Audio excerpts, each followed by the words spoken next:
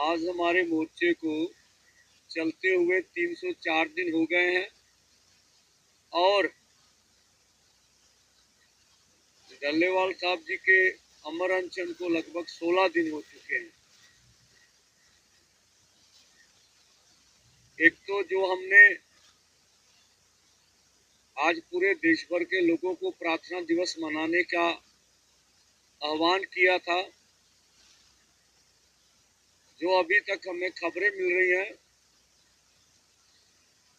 पंजाब के किसी भी कोई भी गुरुद्वारा ऐसा नहीं है जहां पर अरदास दिवस मनाया ना गया हो। और इसी के साथ साथ हरियाणा में मंदिरों में, मस्जिदों में और गिरजाघरों में भी प्रार्थना हुई है। तो ये देश भर के किसानों मजदूरों की जो सोच है वो मोर्चे के साथ जुड़ी हुई है। और आज के कार्यक्रम के बाद दिल्ली दरबार में तो हलचल चली होगी कि लोग इतनी बड़ी तादाद में किसान मजदूर आंदोलन के साथ खड़े हो रहे हैं। और जो अभी मुद्दा डिवर्ट करने की बात हो रही है, हमने पीसी क्यों बुलाई, इसमें क्या तथ्य थे? अब सैनी और अन्य लोग, हरियाणा के सीएम सैनी जी और लोग लगातार ये बोल रहे हैं, हरियाणा में आके केंद्रीय मंत्री भी बोलते हैं, जिस तरह से हरियाणा ने एमएसपी दी वो ये बोलते हैं, उसी तरह से सभी राज्यों को एमएसपी देनी चाहिए। पंजाब की भी बात करते हैं और हम उन सबको बताना चाहते हैं कि वो किसान मजदूर आंदोलन जो दिल्ली से आंदोलन कर रहा है उसको किसी तरह छुपाना चाहते हैं। जो चिट्ठी हमें लिखी गई, मैं उसका वेरवा देना चाहता हूं और सैनी जी को बताना चाहता हूं और सभी केंद्रीय मंत्रियों को, ये चिट्ठी आपकी ओर से आई थी जब हम लोग दिल्ली से आंदोलन खत्म करके आए थे। ये भारत के कृषि मंत्रालय की थी, तब उसमें से नहीं लिखा था कि फसलों की खरीद का काम आगे से राज्य करेंगे। तो इसके पीछे सरकार की मंशा क्या है? सरकार को लगता है भी अब हमने हरियाणा की इलेक्शन जीत ली, अगर बलि देनी पड़ी, जैसे खट्टर साहब की बलि दी पहले इन्होंने, इस सैनी साहब की बलि दे दो और मोदी सरकार को बचा लो। तो जो असल मुद्दा केंद्र के खिलाफ आंदोलन सीधा सीधा चल रहा है, उसको राज्यों का विषय बनाना चाहते हैं भी, और ये उनकी दलील अनुचित है।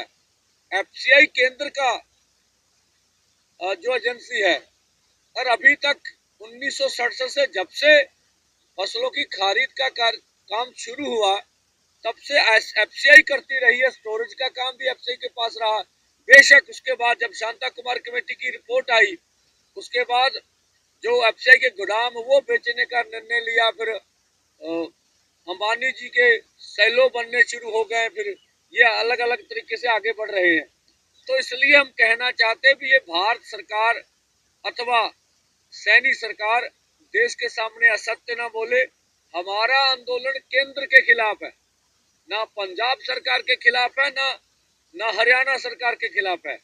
और केंद्र जवाब दे हमारी बातों का कि एमएसपी का विषय किनका विषय है।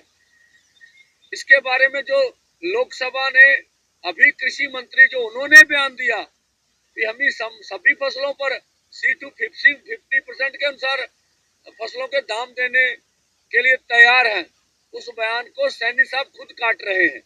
तो ये उलझाने की बात है, हम जो समझते हैं। दूसरी बात जो आज प्रचार माध्यमों में आई कि हमने सुपर पावर कमेटी बना दी थी, अब किसान उसमें आए नहीं जी। ये दूसरा प्रचार प्रोपेगेंडा चल रहा है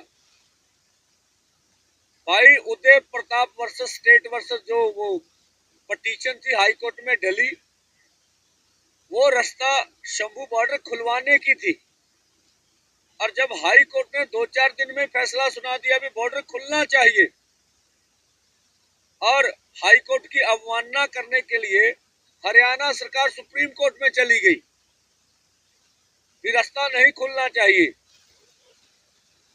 और जब सुप्रीम कोर्ट में तथ्य रखे गए कि tractor trolley law and order के लिए बहुत बड़ा खतरा है भाई, ये हाई कोर्ट में भी बोला, हाई कोर्ट ने माना ना, सुप्रीम कोर्ट की याचिका पे अभी काम चल रहा है। उन्होंने प्रशासनीय कमेटी बना दी कि किसानों से वार्ता की जाए, जबकि उदय प्रताप से जिन्होंने रिट डाली उससे सरकार ने कोई बात नहीं की अभी तक, जिनकी ये रिट थी। कमेटी आई पटियाला में, 2 बार हमसे मीटिंग हुई। हमने कहा भाई हमें रास्ता खोलने से कोई आपत्ति नहीं, रास्ता खोलिए, हमारी ओर से रास्ते खुले हुए हैं। अब जो भी व्हीकल लेके आओ दीवार तक वहां लेके जाना हम तैयार हैं, अगर हमारी ओर से रास्ता बंद होगा तब हमें बोलिए। फिर कमेटी भाग निकली, फिर बोलते आप लिख कर दीजिए, फिर ट्रैक्टर ट्रॉली लेके नहीं जाएंगे। हमने बोला ये कोई भी लिख के देने के लिए तैयार नहीं है। वो 2 वार्ता हुई, 2 मीटिंगें हुई। उसके बाद फिर सुप्रीम कोर्ट ने उस कमेटी का विस्तार कर दिया।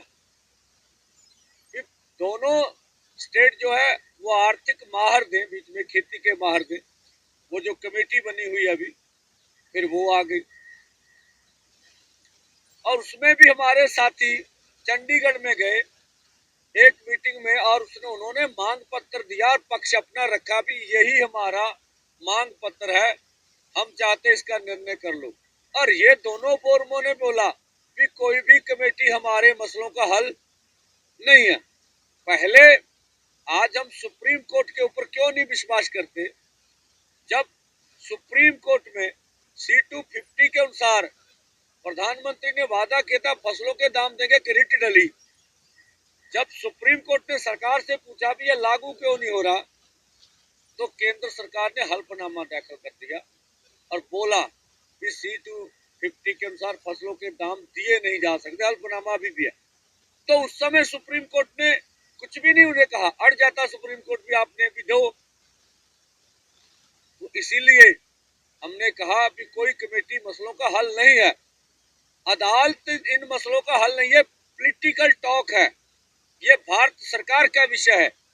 अगर आप MSP लीगल गारंटी कानून बनाना चाहेंगे, उसमें से कोई टेक्निकल बातें हैं जो आप किसी कमेटी से पूछना चाहेंगे, हमसे करना चाहेंगे, वो आगे का प्रोसेस हो जाएगा।